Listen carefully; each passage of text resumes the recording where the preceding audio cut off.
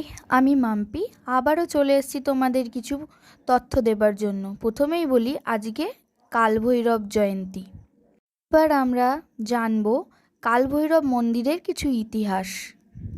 কালভৈরব মন্দিরটি ভারতের উত্তরপ্রদেশের বারাণসীতে অবস্থিত।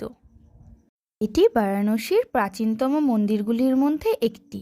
এই মন্দিরটি ভগবান শিবের জ্বলন্ত রূপ কালভৈরবকে উৎসর্গ করে।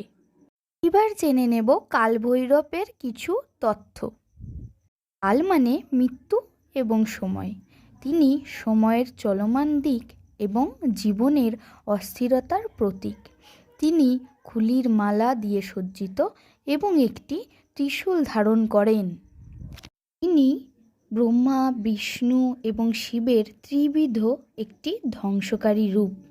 মহারাষ্ট্রের গ্রামীণ অঞ্চলে তিনি ভৈরব বা ভৈরবনাথ নামে পরিচিত হয়ে থাকেন। আমার চ্যানেলটিতে এই রকম ভিডিও যদি তোমরা পছন্দ করে থাকো তাহলে প্লিজ সাবস্ক্রাইবার করে আমার সাথে থাকো এবং আমার ফ্যামিলি বা চ্যানেলের সদস্য হও।